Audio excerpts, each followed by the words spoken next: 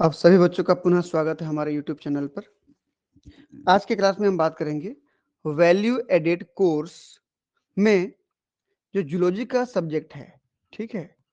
Zoology का जो value added course है जिसका नाम है पब्लिक हेल्थ एंड हाइजीन, ठीक। इसमें हम आज बात करेंगे सेकेंड यूनिट के टॉपिक की। सेकेंड यूनिट में क्या क्या चीजें हैं थोड़ा जूम करके देख लेते हैं।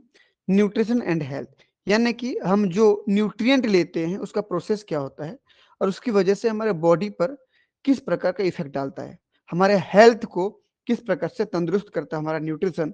आज इसके ऊपर हमारा टॉपिक रहेगा। तो चलिए देखते हैं। सबसे पहला टॉपिक हमारा है न्यूट्रिशन एंड हेल्थ। तो न्यूट्रिशन क्या है? न्यूट्रिशन एक प्रोसेस है जिसमें हम न्यूट्रिएंट को अपने बॉडी में भोजन के माध्यम से लेते हैं, ठीक। तो nutrition is the process of consuming food and water. भाई जब खाना खाते हैं, पानी पीते हैं, तो उसमें बहुत सारे मिनरल और न्यूट्रिशन हमारे न्यूट्रिएंट्स हमारे बॉडी के अंदर जाते हैं और बॉडी में किसी न किसी प्रकार से बॉडी को सर्वाइव करने में, बॉडी को ग्रोथ करने में, बॉडी के प्रॉपर फंक्शन करने में मदद करते हैं, ठीक है। तो देख लीजिए, nutrition is the process of consuming food and water to provide the body with the necessary nutrient for important प्रकार के जो पोषक पदार्थ होते हैं वो बॉडी को दिलवाया जाता है। और वो पोषक पदार्थ क्या करते हैं? बॉडी के सर्वाइवल यानी कि बॉडी को बनाए रखते हैं, तंदुरुस्त बनाए रखते हैं, बॉडी को ग्रोथ करवाते हैं और बॉडी में जो जो कार्य चल रहे होते हैं सबको संपादित करते हैं, सभी कार्यों को पूरा करते हैं। It is also the scientific study. भाई न्यूट्रिशन की एक प्रकार का वैज्ञानिक तौर पर अध्ययन है भाई, ठीक। क्योंकि वैज्ञानिक तौर पर अध्ययन मतलब कि हमारे बॉडी को कितना कार्बोहाइड्रेट की जरूरत है, कितना प्रोटीन की जरूरत है, कितना फैट की मात्रा की जरूरत है, कितना मिनरल, कितना विटामिन चाहिए हमको 24 घंटे के अंतराल में, कितना कौन सा मटेरियल कितना चाहिए, ये सब वैज्ञानिक अध्ययन होता है, ठीक। तो it is also the scientific process या scientific study of this nutrient, how the body use them, कि हमारा बॉडी किस न्यूट्रिएंट को कब लेगा, कब एब्जॉर्व करेगा, हमारे बॉडी को किस न्यूट्रिएंट की कब जरूरत है। ये एक साइंटिफिक स्टडी है, वैज्ञानिक तरीके से अध्ययन है। And their relationship to health and disease, तो कौन सा न्यूट्रिएंट लेंगे तो हमको किस प्रकार से हमारे बॉडी को हम मेंटेन कर पाएंगे। अगर वो न्यूट्रिएंट नहीं लेते हैं तो हमारे बॉडी को उससे, उसकी कमी की वजह से तो किस प्रकार की बीमारी होगी, हमारे हेल्थ पर क्या उसका दुष्प्रभाव पड़ेगा, इस पे हम बात करेंगे। तो कुल मिलाकर न्यूट्रिशन क्या है, अगर मैं 2 लाइन में अगर कहना चाहूं तो कि बाहर से लिया गया भोज्य पदार्थ के रूप में या पानी के रूप में जो बाहर से हम लेते हैं हमारे शरीर में, उसमें जो पोषक पदार्थ, जो मिनरल, जो विटामिन, जो एंजाइम्स, जो मिनरल्स, जो आयंस, जो भी होते हैं वो हमारे बॉडी को किसी न किसी तरीके से मदद करते हैं सरवाइव करने के लिए, जिंदा रखने के लिए, ग्रोथ करने के लिए और काम करने के लिए। तो उस प्रोसेस को पूरा कहा जाता है न्यूट्रिशन। और ये पूरी तरीके से एक वैज्ञानिक अध्ययन है, क्योंकि वैज्ञानिकों का जो एक डाटा है कि कौन सा मटेरियल हमारे बॉडी को कितने चाहिए, वो वैज्ञानिकों ने पूरा एक लिस्ट बना रखा है, ठीक। तो चलिए हेल्थ क्या है फिर। देखो, health is a state of complete physical, mental and social wellbeing. कि हेल्थ क्या होता है कि हमारा शरीर पूरी तरीके से तंदुरुस्त है, हमारा दिमाग बिल्कुल क्लियर है, साफ है कहने का मतलब प्रॉपर काम कर रहा है। एंड सोशल वेलबींग, हम सामाजिक तरीके से समाज में सबसे तालमेल बना करके हम अपने आसपास के परिवेश को बनाए रखे हैं, हम अच्छे से बिहेव कर रहे हैं सबके साथ, तो मैं कहूंगा कि हमारा हेल्थ ठीक है। हमारा हेल्थ ठीक है कहने का मतलब ऐसा नहीं कि हमको कोई बीमारी नहीं है तो हमारा हेल्थ ठीक है, हमारा हमको किसी प्रकार की कोई दुर्बलता नहीं है तो हमारा शरीर ठीक है, हम हेल्दी हैं, ऐसा नहीं होता। हेल्दी होना यानी हमारा हेल्थ ठीक होना, कहने का मतलब हमारा शरीर तो ठीक है, दिमागी विकास भी ठीक है और जो समाज के साथ जो हमारा तालमेल है वो भी ठीक है, तब जाके बोलूंगा कि हम हेल्दी हैं, हमारा हेल्थ ठीक है, ठीक। देख लीजिए, not just the absence of disease या इन्फर्मिटी, कि ऐसा नहीं बोल रहे कि आपके शरीर में कोई बीमारी नहीं है या आपका शरीर दुर्बल नहीं है तो आप ठीक हैं, ऐसा बिल्कुल नहीं होता है। हेल्थ और डिजीज का थोड़ा बहुत रिलेशन हो सकता है लेकिन कंप्लीट रिलेशन नहीं है, ठीक। यदि मैं बोलूं कि मुझे कोई बीमारी नहीं है तो मैं हेल्दी हूं, बिल्कुल गलत बात। अगर मुझे कोई बीमारी नहीं है, लेकिन मेरा किसी सामाजिक जो आसपास के चारों तरफ लोग रहते हैं उनसे मेरा बनता ही नहीं है, तो मेरा समझ लीजिए मेरा हेल्थ ठीक नहीं है, मेरे बिहेव ठीक नहीं है। तो हेल्थ कहने का मतलब फिजिकल बॉडी तो ठीक होना चाहिए, बॉडी के साथ आपकी दिमाग भी ठीक काम करना चाहिए, और तीसरा आपके जो सामाजिक संबंध हैं लोगों के साथ वो भी ठीक होना चाहिए। ठीक, it is a dynamic and multi dimensional concept that encompasses physical functioning, आपका बॉडी काम करते रहना चाहिए, बोल रहे फिजिकल फंक्शनिंग मतलब इमोशनल, यानी कि आप लोगों के दुख दर्द को, भावनाओं को समझो, एंड साइकोलॉजिकल स्टेबिलिटी, आपकी मानसिक स्थायित्वता, आपकी मानसिक स्थिति स्थिर रहे, शांत रहे, and the ability to maintain healthy social connection. क्या बोल रहा है कि हेल्थ कोई एक डायमेंशन या एक दिशा वाला प्रोसेस नहीं है। हेल्थी जो हेल्थ होता है डायनेमिक है, चेंजेबल होता है, मल्टी डायमेंशनल ये कॉन्सेप्ट होता है, जिसमें हमारे शरीर के साथ साथ हमारे मन के साथ साथ हमारे सामाजिक संबंध को भी अच्छा बनाता है। अगर ये सब ठीक है तो मैं बोलूंगा हम हेल्दी हैं, हमारा हेल्थ ठीक है। ठीक है, चलिए भाई, तो ये डाइजेस्टिव सिस्टम का डायग्राम क्यों दिया गया कि जितना भी मिनरल और न्यूट्रिएंट हम लेते हैं, मिनरल प्लस न्यूट्रिएंट वाटर, सब माउथ के द्वारा लिया जाता है, भोजन के रूप में या पानी के रूप में, वो हमारे आहार नाल में जाता है और आहार नाल से पूरे शरीर में एब्जॉर्ब होता है और पूरे शरीर को फैलाता है, इसलिए इस डायग्राम को दिखाया गया है। ठीक, क्लासिफिकेशन ऑफ फूड, तो भोजन के प्रकार क्या है भाई? भोजन के प्रकार अलग अलग तरीके से बांटे गए हैं। Food is classified into 3 way by there nutrient type, किस प्रकार का भोजन है उसका प्रकार क्या, पोषक पदार्थ का प्रकार क्या, दूसरा फंक्शन कार्य कैसे करते हैं, तीसरा फूड का ग्रुप समूह कौन सा है। तो 3 आधार पर, तो सबसे पहले हम बात करते हैं न्यूट्रिशन के या न्यूट्रिएंट के टाइप के आधार पर भोजन के प्रकार, ये classification of food by the nutrient type. ठीक है ना, भोजन के प्रकार बता रहे हैं।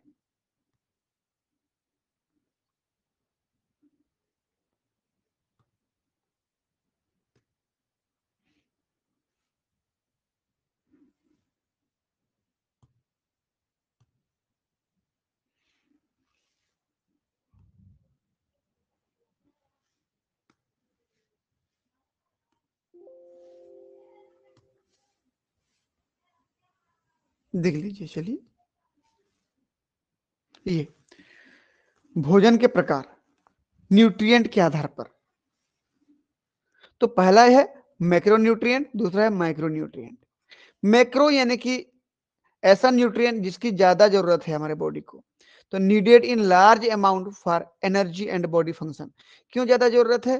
क्योंकि वो आएगा तो हमारे बॉडी में ऊर्जा आएगी और हमारा बॉडी काम कर पाएगा, इसलिए उस न्यूट्रिएंट की ज्यादा जरूरत है। तो कौन कौन है वो? कार्बोहाइड्रेट कहाँ मिलेगा? चावल में मिलता है, राइस में, पोटेटो यानी कि आलू में मिलता है, व्हीट यानी कि गेहूं में मिलता है। ठीक है, इन सब से हमको कार्बोहाइड्रेट मिलता है। दूसरा प्रोटीन फाउंड इन एग, अंडे में, मिल्क यानी कि दूध में, मीट यानी कि मटन में, पल्सेस यानी कि दाल में, चना में, इससे हमको प्रोटीन मिलता है। फैट किसमें मिलता है? जितने भी ऑयल होते हैं, तेल जो खाते हैं हम लोग, घी में, बटर यानी कि मक्खन में, इन सब में मिलता है। वाटर, ये हमारे बॉडी के लिए बहुत जरूरी है, क्योंकि वाटर है तो हमारे बॉडी में सर्कुलेशन होता है, ब्लड बहता है। पानी नहीं होगा तो ब्लड कैसे बनेगा? तो ट्रांसपोर्ट का काम करता है। हम जहां पर पानी मिल जाती है, वाटर मिल जाती है, कूलिंग करता है, ठंडा करता है। एंड मेटाबॉलिक रिएक्शन, बहुत सारे रिएक्शन में पानी की जरूरत पड़ती है, बिना वाटर के बहुत सारे केमिकल रिएक्शन नहीं हो पाते हैं। तो ये जितना भी कार्बोहाइड्रेट, प्रोटीन और फैट, ये 3 चीज बताया गया है, ये हमारे बॉडी को बहुत ही ज्यादा मात्रा में जरूरत पड़ती है। इसलिए हम दिन भर में 2-3 बार, 2-3 थाली या 8-10 रोटी खा लेते हैं, दाल 1 कटोरी पी लेते हैं, ऑयल लगाते हैं हम किसमें? खाना में, सब्जी बनाते समय, पानी तो पीते ही रहते हैं। तो इन सब की बहुत ज्यादा जरूरत होती है, तब जाके हमारे बॉडी में एनर्जी बनता है और दूसरा हमारा बॉडी काम करता है। तो मैक्रोन्यूट्रिएंट का काम है एनर्जी बनाना और बॉडी को काम करवाना, उसके लिए कार्बोहाइड्रेट, प्रोटीन, फैट और वाटर की जरूरत पड़ती है। ये सब मैक्रोन्यूट्रिएंट है। ठीक है, तो ये कार्बोहाइड्रेट, ये प्रोटीन और ये फैट किसमें मिलता है उसका डायग्राम दे दिया, यहाँ पर नाम लिख भी दिया हम लोग। अगला माइक्रोन्यूट्रिएंट देखिए, तो needed in smaller amount, micro मतलब कम, हमारे बॉडी को ऐसा न्यूट्रिएंट जो हमारे बॉडी को बहुत ही कम मात्रा में जरूरत है। माइक्रो यानी कि कम, ठीक है जी, माइक्रो यानी कि कम, न्यूट्रिएंट यानी कि जो मटेरियल, पोषक पदार्थ जो बाहर से चाहिए, जो बहुत कम चाहिए, वो माइक्रो न्यूट्रिएंट कहलाता है। तो needed in smaller amount for regulation and health, हमारी हेल्थ को बेहतर करने के लिए और हमारे बॉडी को मेंटेन करने के लिए, हेल्थ को बेहतर करने के लिए, बॉडी को मेंटेन करने के लिए इनकी बहुत ही कम मात्रा हमारे लिए काफी होती है, उसको माइक्रो न्यूट्रिएंट कहते हैं। जबकि मैक्रो न्यूट्रिएंट क्या करता था, मैक्रो न्यूट्रिएंट हमारे बॉडी को एनर्जी देता था और बॉडी को काम करवाता था। माइक्रो न्यूट्रिएंट बॉडी को रेगुलेट करता है, नियंत्रित करता है और हेल्थ को बनाता है। जैसे एग्जांपल के तौर पर vitamin found in fruits and leafy vegetable, फलों में और पत्तेदार सब्जियों में। अगला मिनरल्स फाउंड इन मीट, मांस में, मछलियों में, अंडों में, दाल में, सब में मिलता है। ठीक है, तो इधर देख लीजिए, ये विटामिन हो गए भाई हमारे पास, ये विटामिन है, विटामिन ए बी सी, ठीक है, तो ये ठीक है, ये विटामिन हो गए।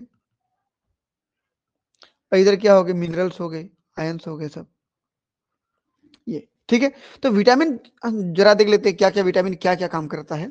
ये विटामिन एंड देयर डेफिशिएंसी, एक कॉलम में विटामिन दिया गया है, इसको जरूर याद कर लें आप लोग नाम को। विटामिन ए को हम रेटिनॉल के नाम से जानते हैं। किसमें किसमें मिलता है जी, लीवर ऑयल में, जो मछली का लीवर मिलता है ना, लीवर ऑयल, मछली के लीवर का ऑयल भी मिलता है मार्केट में, है ना, मछली में, कैरेट यानी कि गाजर में, मिल्क यानी कि दूध में, स्पाइनस यानी पालक में, फलों में, फलों जैसे पपाया, पपीता में, मैंगो में, इन सब में मिलता है विटामिन ए। अगर विटामिन ए नहीं मिलता तो हमारे बॉडी में जितना चाहिए उतना नहीं मिलता तो हमको नाइट ब्लाइंडनेस हो जाता है, रतौंधी, रात को नहीं दिखता हमको। ठीक है, अगर विटामिन ए की कमी है तो रतौंधी हो जाएगा, डेफिशिएंसी लिखा है ना ऊपर में। देखो एक कॉलम विटामिन कौन सा है, दूसरा कॉलम कहाँ से मिलता है, तीसरा कॉलम कमी से क्या होता है। ठीक, तो तीसरा कॉलम की बात कर रहा हूं मैं। अगला जीरोप्थेल्मिया, अगर विटामिन ए की कमी है तो आंखों में आंसू नहीं बनते भाई, आंख सूख जाता है, तो लाल लाल हो जाता है। अगला क्रिएटिनाइजेशन ऑफ स्किन, स्किन में रफनेस आ जाती है, स्किन सूख जाता है, फटने लगता है। ठीक, अगला विटामिन बी1 जिसको थायमिन के नाम से जानते हो, ये कहां से मिलता है, ईस्ट से मिलता है, मिल्क, सीरियल्स यानी कि अनाज से मिलता है, ग्रीन वेजिटेबल्स, लीवर से, पोर्क यानी कि सुअर के मांस से। अगर विटामिन बी1 नहीं मिला किसी को तो बेरी बेरी बीमारी हो जाती है। बेरी बेरी क्या होता है, पेरिफेरल नर्व डैमेज। भाई नर्व हमारे पास दो प्रकार के होते हैं, एक तो होता है हमारा ब्रेन, हमारा ब्रेन है यहाँ पर, अब ब्रेन के रीढ़ की हड्डी से गुजरता है स्पाइनल कॉर्ड, ये ठीक, ये सेंट्रल नर्वस सिस्टम है। इसके अलावा जितना बाहर पूरे बॉडी में फैलता है, ये जितना भी नर्व फैलता है ना, दैट इज पेरिफेरल नर्व। तो पेरिफेरल नर्व काम नहीं करता है, तो एक तरीके से समझ लीजिए हमारा बॉडी शून्य हो जाता है। ठीक, उसको बोलते हैं बेरी बेरी। अगला विटामिन बी टू को क्या बोलते हैं, राइबोफ्लेविन, दूसरा नाम राइबोफ्लेविन है उसका। सोयाबीन से मिलता है, ग्रीन वेजिटेबल्स, हरे साग सब्जियों से, ईस्ट से, अंडे से। ठीक, अंडे का जो व्हाइट वाला पार्ट होता है ना बाहर वाला, अंदर से पीला वाला पार्ट होता है। ठीक, तो अंडे से मिलता है, मिल्क दूध से मिलता है, लिवर से मिलता है, किडनी से मिलता है। ठीक है भाई, अब फिश का, मुर्गी का लिवर खाए, किडनी खाए तो वहां से हमको मिलता है। अगर विटामिन बी टू ना हो तो क्या होगा, चिलोसिस हो जाता है। चिलोसिस क्या होता है, देखो, lesion of corner of mouth, lips and tongue, हमारे जीभ थोड़ा सा सेंसिबल हो जाता है, जीभ का जो स्वाद कलिकाएं हैं काम नहीं करते हैं। हमारी जो होंठ होती है, ऊपरी होंठ, निचले होंठ के जो कॉर्नर होते हैं, देखो भाई कहाँ पे, ऐसे, ये ऊपरी होंठ हो गया, ये निचला होंठ हो गया। तो होंठ के कॉर्नर वाले भाग पर, यहाँ पर घाव जैसे बन जाता है, फटने लगता है, उसको सिलोसिस कहते हैं। होंठ फटने लगता है, ठीक, लिप्स लिप्स फटने लगते हैं यहाँ पर, ये सिलोसिस कहलाता है। जीभ फटने लगता है, ठीक है ना, डैमेज होने लगता है। चलिए अगला, अगला हमारे पास क्या है, विटामिन बी3 जिसको नियासिन कहते हैं। ये अनाज से मिलता है, सीरियल्स, ग्रीन लीफी वेजिटेबल यानी कि जो पत्तेदार हरी सब्जियां होती हैं, लीवर से मिलता है, किडनी से मिलता है। यदि आप भेड़ बकरे खाते हैं उनके लीवर किडनी से मिलेगा आपको। इसकी कमी से क्या होता है, पेलाग्रा डिजीज होता है, फोटो सेंसिटिव डर्मेटाइटिस यानी कि लाइट में जाओगे तो आपका स्किन जल रहा है ऐसा महसूस होगा आपको। ठीक है, अगला विटामिन B5 पेंटोथेनिक एसिड कहते हैं इसको आप। कहाँ से मिलता है? मशरूम से मिलता है। एवोकाडो एक फ्रूट्स होता है, यहाँ से मिलता है। एग अंडे के योग से मिलता है, अंदर जो पीला पदार्थ होता है उससे। सनफ्लावर ऑयल से, सूर्यमुखी के तेल से मिलता है। इसकी कमी से क्या होता है? इनएडिक्वेट ग्रोथ, यानी कि अपर्याप्त मात्रा में डेवलपमेंट, पूरी तरीके से डेवलप नहीं हो पाता हमारा शरीर, ठीक है, अच्छे से ग्रोथ नहीं कर पाता है। विटामिन B6 को क्या कहते हो? पायरिडॉक्सिन। कहाँ से मिलता है? मटन से, मीट यानी कि मटन, सीरियल यानी कि अनाज, मिल्क यानी कि दूध, और सभी प्रकार के अनाजों से और अंडों से मिलता है। ये इसकी कमी से क्या होता है? कन्वुल्सन। कन्वुल्सन मतलब क्या होता है? अनकंट्रोल्ड मसल कॉन्ट्रेक्शन, हमारा मसल्स में अपने आप कॉन्ट्रेक्शन होना शुरू हो जाता है इसकी कमी से, ठीक। विटामिन B7 जिसको बायोटिन कहते हो, कहाँ से मिलता है? भेड़ बकरियों के लीवर से, किडनी से, फिर मिल्क से, अंडे के पीतक से, वेजिटेबल जो सब्जियां होते हैं वहां से, जो अनाज होते हैं वहां से। इसकी कमी से क्या होता है? डिप्रेशन होते हैं, हम डिप्रेशन में चले जाते हैं, हमारा हेयर लॉस हो जाता है, हमारे मांसपेशियों में दर्द उत्पन्न हो जाती है। विटामिन B9 को हम फोलिक एसिड कहते हैं, ठीक। और सोर्स क्या है इसका बोलने पर? एग है, मीट है, बीटरूट है, चुकंदर है, लीफी वेजिटेबल पत्तेदार सब्जियां हैं, अनाज है, ईस्ट है, इन सब से मिलता है। इसकी कमी से क्या होता है? मेगालोब्लास्टिक एनीमिया होता है। मेगालोब्लास्टिक एनीमिया मतलब एक आरबीसी की कमी। क्यों आरबीसी की कमी? क्योंकि एक प्रॉपर आरबीसी जो होना चाहिए था, वो आरबीसी बड़े बड़े साइज के हो जाते हैं, काम नहीं करते हैं, उसको मेगालोब्लास्टिक एनीमिया कहते हैं। आरबीसी तो होता है लेकिन साइज में बढ़ जाता है कि वो काम ही नहीं कर पाता है। चलिए अगला क्या देखिए तो हमारे पास विटामिन B12 जिसको कोबालामाइन भी कहते हो आप, ठीक है, कोबालामाइन या साइनो कोबालामाइन, ठीक। कहाँ से मिलता है? अंडे से मिलता है, मीट से मिलता है, फिश से मिलता है। इसकी कमी से क्या होता है? Pernicious anaemia. पर्नीसियस एनीमिया मतलब क्या होता है कि हमारा जो आहार नाल होता है ना, देख लीजिए डायग्राम बना देते हैं। ये स्टमक हो गया, ये मान लीजिए इंटेस्टाइन हो गया, ऐसे बना दे रहा हूं मैं। यहां से आयरन को आयरन को जब हमारा शरीर एब्जॉर्ब नहीं कर पाता है, आयरन को जब एब्जॉर्ब नहीं कर पाता है, तो आप सोचिए हमारे ब्लड में आयरन नहीं जाएगा, आयरन नहीं जाएगा तो आरबीसी नहीं बन पाएगा, आरबीसी कमी हो जाएगी। तो हमारे इंटेस्टाइन में यानी कि आंत में आयरन की एब्जॉर्प्शन नहीं हो पाती, उसको बोलते हैं पर्नीशियस एनीमिया। आयरन की एब्जॉर्प्शन नहीं हो पाती तो आरबीसी नहीं बन पाता, that is pernicious anaemia. Anaemia यानी कि आरबीसी की कमी। अगला हमारे पास विटामिन सी जिसको एस्कॉर्बिक एसिड कहते हो, साइट्रस फ्रूट से, जो खट्टे फल होते हैं उससे, जैसे ऑरेंज यानी कि संतरा, लेमन यानी कि नींबू, टोमेटो में भी मिलता है, टमाटर में, आंवला में मिलता है, लीफी वेजिटेबल्स में भी मिलते हैं। इसकी कमी से क्या होता है? स्कर्वी डिजीज होता है। स्कर्वी क्या होता है? Bleeding gums. ब्लीडिंग गम्स यानी क्या होता है? मसूड़े से लगातार ब्लड बहते रहना, समझ रहे हो ना, मसूड़े में सड़न हो जाती है, ब्लड ब्लीडिंग होने लगती है, ब्लड बहते रहता है। अगला विटामिन डी, कोलेकैल्सिफेरॉल जिसको विटामिन D3 कहते हो या अर्गो कैल्सिफेरॉल विटामिन D2 कहते हो आप। कहाँ से मिलते हैं? फिश के लिवर ऑयल से, मिल्क से, एग के योग से।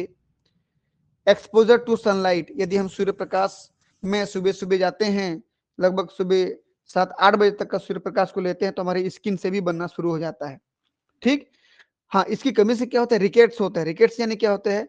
बच्चों में रिकेट्स होता है, बच्चों की हड्डियां कमजोर हो जाती है, मुड़ने लगती हैं, तो हाथ पर टेढ़े मेढ़े हो जाते हैं, धनुष के आकार का धनुषाकार हो जाते हैं, मुड़ जाती हैं, क्योंकि शरीर का वजन तो है, शरीर के वजन को उसकी हड्डियां संभाल नहीं पाती हैं और मुड़ जाती हैं।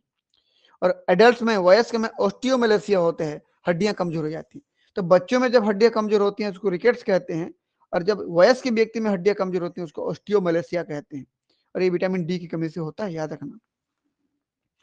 विटामिन ई को हम टोकोफेरॉल के नाम से जानते हैं, और ये कॉटन के सीड ऑयल जो रुई होता है उसके बीज के तेल से, सनफ्लावर सूर्यमुखी के तेल से, व्हीट जर्म ऑयल मतलब गेहूं के तेल, जो उसका बाहर का एरिया होता है, बाहर का, हाँ, जो छिलका होता है उसके तेल से, वेजिटेबल ऑयल से, ठीक है। इन सभी ऑयल से विटामिन ई मिलता है।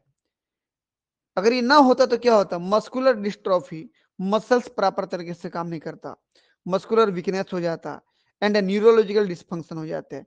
न्यूरोलॉजिकल डिस्फंक्शन मतलब हमारे नर्व अच्छे से काम नहीं करते, संवेदनाएं अच्छे से ग्रहण नहीं कर पाते हम।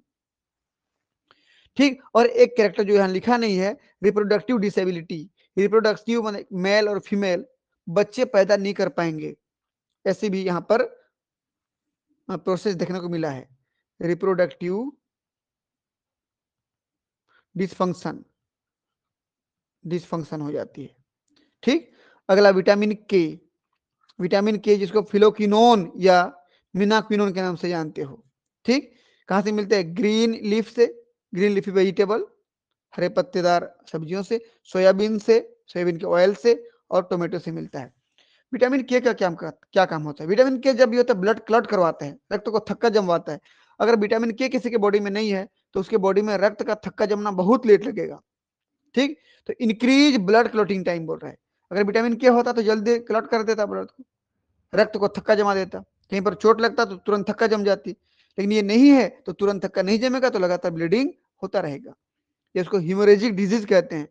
रक्तस्राव, लगातार ब्लड होते रहना, ब्लीडिंग होते रहना, ब्लड भागते रहना, हीमोरेजिक डिजीज कहा जाता है। ठीक है, चलिए अब कुछ मिनरल देख लेते हैं। हमने विटामिन पढ़ लिया, जरूर याद कर लेना आप इसको। हमने विटामिन पढ़ लिया, अब बात करते हैं मिनरल की। देख लीजिए, mineral and their deficiency. Calcium ion, देखो 3 कॉलम में मिनरल है। एक है मिलीग्राम पर डेसीलीटर, एक per day, milligram per day. एक दिन में कितने मिलीग्राम की जरूरत पड़ रही है इस मिनरल की हमारे बॉडी को। अगले कॉलम में सिम्टम ऑफ डेफिशिएंसी, अगर इसकी कमी हो गई हमारे बॉडी को तो क्या दिक्कत होगा। देख लीजिए, तो मिनरल हमारे बॉडी को 1000 मिलीग्राम पर डे चाहिए। अगर इससे कम मिला तो हमारी मसल्स काम नहीं कर पाएंगी, क्योंकि मसल्स में कैल्शियम का बहुत बड़ा रोल होता है मसल कॉन्ट्रेक्शन करने के लिए। हमारा ब्रेन काम नहीं कर पाएगा, हमारे हड्डियों में कैल्शियम पाई जाती है, ऑस्टियोपोरोसिस हो जाएगी, हड्डियां कमजोर हो जाएंगी, हड्डियों में छेद हो जाएंगे, हड्डी स्पंज जैसी बन जाएगी। ठीक, मैग्नीशियम यदि, मैग्नीशियम दूसरा हमारे पास मिनरल मैग्नीशियम 365 मिलीग्राम चाहिए प्रत्येक दिन। ठीक, अगर ये ना मिला उतना, 365 कम हो गया, तो हमको क्या हो जाएगा? नोजिया हो जाएगा, हमारा मतलब शरीर ठीक नहीं रहेगा, मन ठीक नहीं रहेगा, विचलित होते रहेगा। ठीक, कि इरिटेबिलिटी, हमको इरिटेशन हो जाएगी, मसल में कमजोर आ जाएगा, ट्विचिंग, यानी कि आप ये समझ लीजिए कि हमारे नर्व जो हैं वो प्रॉपर तरीके से काम नहीं कर पाएंगे, मसल्स में खिंचाव पड़ेगा, झटका लगेगा हाथ पैर पे, है ना, क्रैम्प्स हो जाएगा मसल्स में, क्या बोलना चाहिए, ऐंठन टाइप का हो जाएगा। कार्डियक अरिथमिया, हमारा हार्ट में किसी प्रकार की वो जो धड़कन चलती है, धड़कन में आगे पीछे हो जाएगा, जो जिस समय पे होना चाहिए उतना नहीं हो पाएगा। हृदय की गति आगे पीछे हो जाएगी। Potassium per day 6350 milligram per day चाहिए हमको। ये नहीं मिला तो क्रैम्पिंग हो जाएगी, मसल काम नहीं कर पाए, मसल वीकनेस हो जाएगी, हमारा मूड चेंज हो जाएगा, माइंड चेंज हो जाएगा, एंड इरेगुलर हार्ट बीट, यहाँ भी हमारा हार्ट बीट अच्छे से काम नहीं करेगा, हृदय की धड़कन सही तरीके से नहीं चलेंगी। माइंड मूड स्विंग मतलब क्या होता है?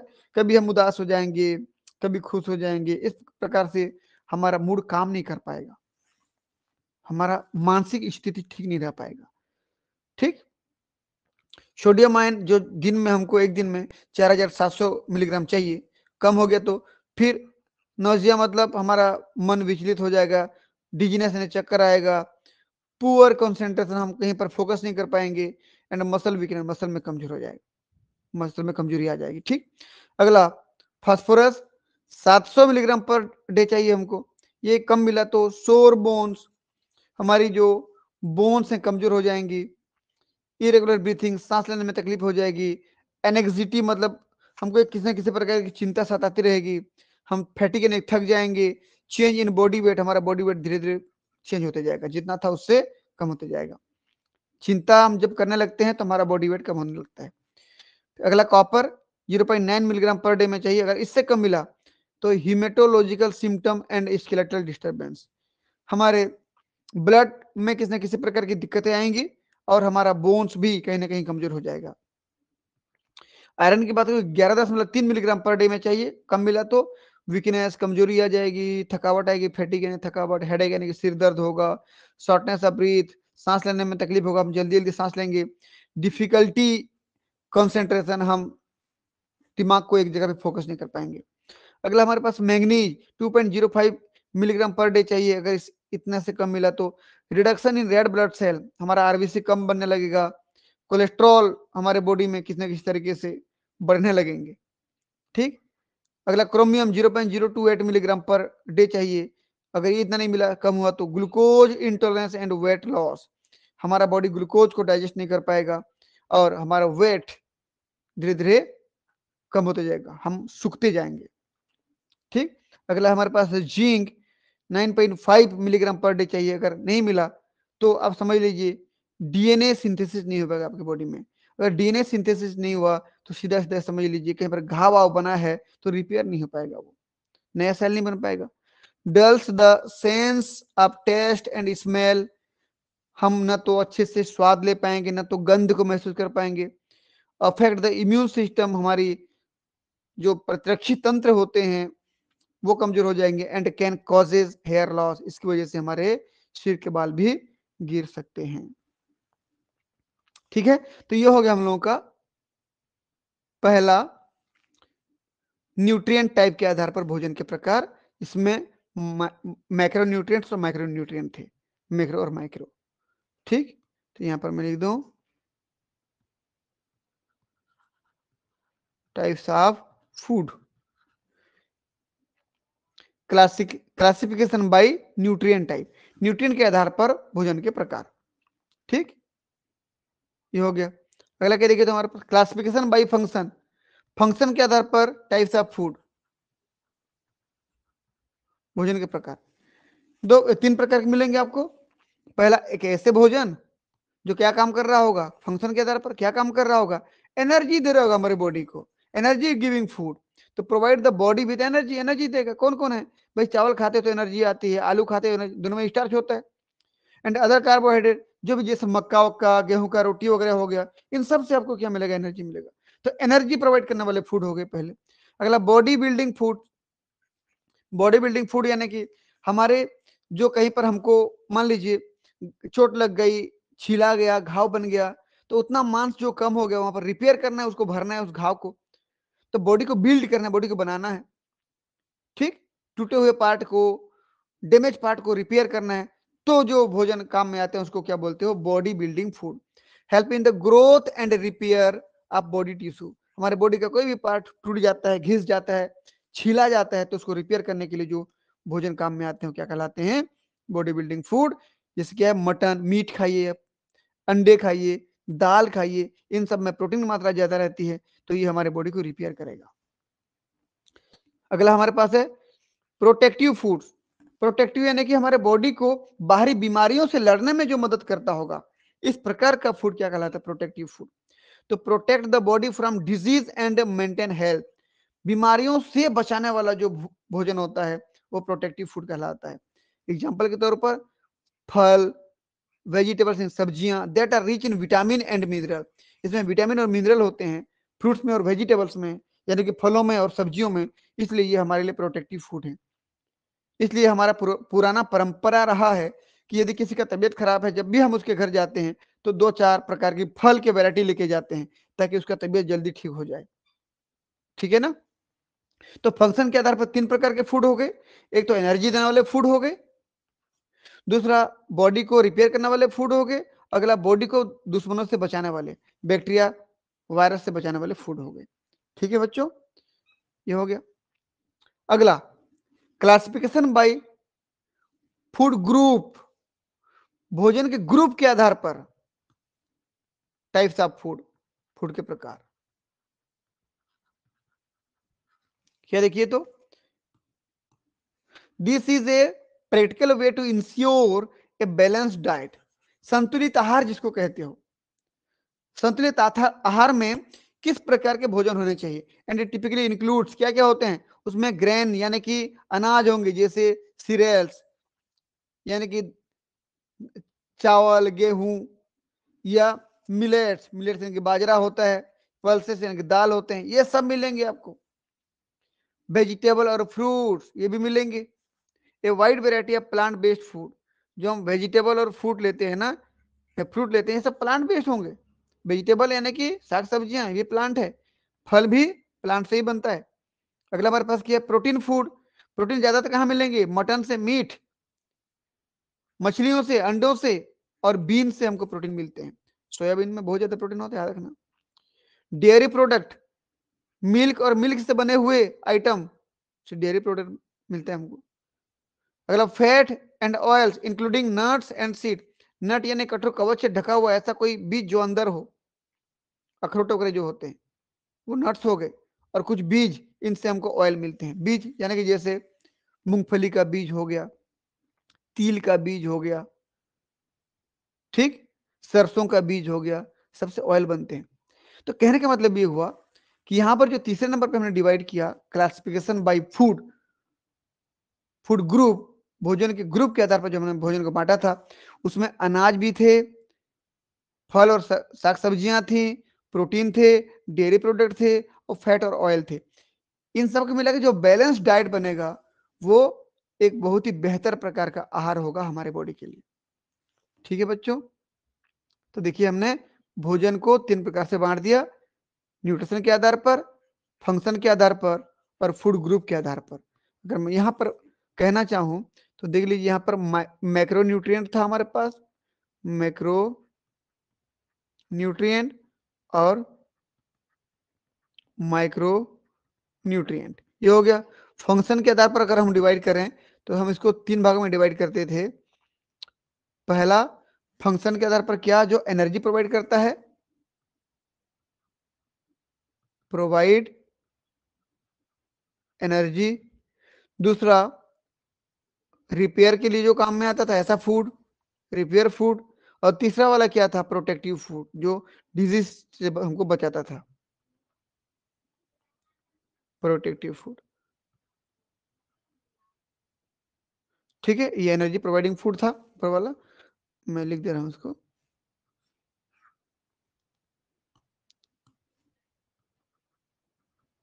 Energy providing food. और फूड ग्रुप में आप याद रखिए, बैलेंस्ड डाइट में जितना चीजें आती हैं वो सब फूड ग्रुप में आते हैं।